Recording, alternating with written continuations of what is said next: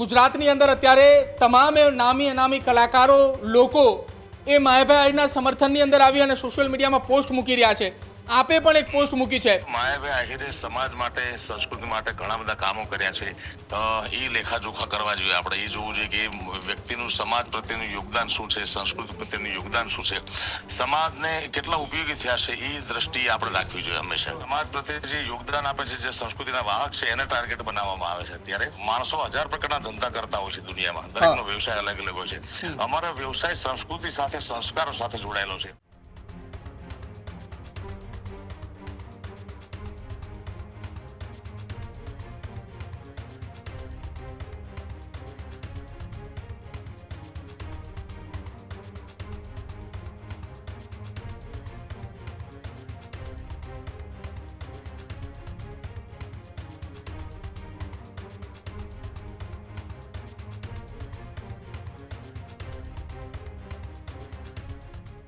માયાભાઈ આહિરના સમર્થનની અંદર જે ગુજરાતભરના 20 કરતાં પણ વધારે ખ્યાતનામ નામી અનામી કલાકારો આવ્યા છે, જેમની પોસ્ટ પણ અમે તમને બતાવી રહ્યા છીએ કે આ તમામ કલાકારો એ હાલ તેમના સમર્થનની અંદર એટલે કે માયાભાઈ આહિરના સમર્થનમાં છે.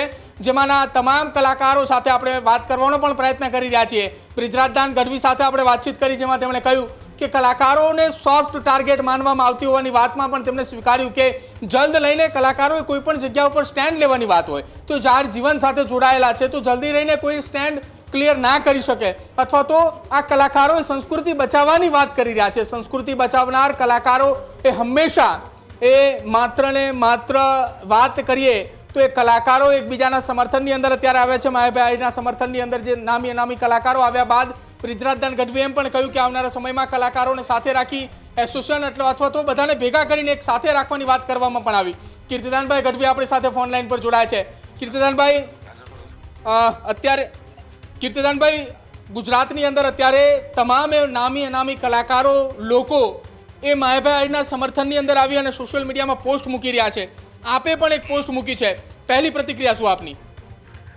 માયાભાઈ આહિરે સમાજ માટે, સંસ્કૃતિ માટે ઘણા બધા કામો કર્યા છે. એ લેખાજોખા કરવા જોઈએ. આપણે એ જોવું જોઈએ કે વ્યક્તિનું સમાજ પ્રત્યેનું યોગદાન શું છે, સંસ્કૃતિ પ્રત્યેનું યોગદાન શું છે, સમાજને કેટલા ઉપયોગી થયા છે, એ દ્રષ્ટિએ આપણે રાખવી જોઈએ હંમેશા. અચ્છા કીર્તિદાનભાઈ, પોસ્ટની અંદર તમે પણ પોસ્ટ મૂકી છે અને ત્યારબાદ અનેક કલાકારોએ પોસ્ટ મૂકી. આ પોસ્ટની અંદર સૌથી પહેલા લખાણ લખવામાં આવ્યું છે કે માયાભાઈ આહિર એટલે કોણ? તો કે જેનો દરવાજો હંમેશા જરૂરિયાતમંદ લોકો માટે ખુલ્લો છે, જેણે અસંખ્ય બાળકોની ફી ભરી છે, જેમણે ક્યારેય એ અન્ય લોકોની એવી વાત નથી સાંભળી. જ્યારે જરૂરિયાતમંદ લોકોને જરૂરિયાત હોય ત્યારે માયાભાઈ અને તેમનો પરિવાર ઊભો છે. સત્ય, પ્રેમ અને કરુણા જેમનું સૂત્ર છે. આ પ્રકારની એક પોસ્ટ બનાવવામાં આવી છે. જી, એટલે આ માયાભાઈનું વ્યક્તિત્વ અમે જે સારા પાસા પણ હોય ને દરેકના, એ સારા પાસાની વાત કરી છે અમે. હા જી.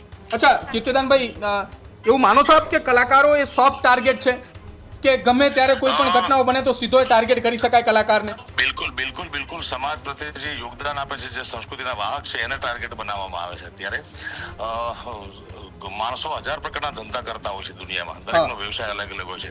અમારો વ્યવસાય સંસ્કૃતિ સાથે, સંસ્કારો સાથે જોડાયેલો છે. કલાકાર જે પણ કરે છે સમાજના ઉત્થાન માટે કરે છે, સમાજના સંસ્કારોને જીવંત રાખે છે. આવનાર પેઢીને સમાજની, આપણા સમાજની, આપણું પોતાનું ગૌરવ, આપણા કુળનું ગૌરવ, સંસ્કૃતિનું ગૌરવ જળવાય, એ પ્રકારનું કામ કલાકારો કરી રહ્યા છે. તો કલાકારો અને આવા નેગેટિવ પોઈન્ટથી. અચ્છા કીર્તિદાનભાઈ, કલાકાર અને કથાકાર જેમણે ગુજરાતની સંસ્કૃતિ, ગુજરાતની ધરોહર જાળવી રાખી છે અને આ સંસ્કૃતિ અને ધરોહર ન માત્ર ગુજરાત, ન માત્ર ભારત દેશ, દુનિયાના અનેક દેશોની અંદર તમે પણ પ્રવાસ કર્યો છે. અનેક કથાકારો, અનેક કલાકારો પ્રવાસ કરી રહ્યા છે અને ગુજરાતની સંસ્કૃતિને જાળવવાનો પ્રયાસ કરી રહ્યા છે.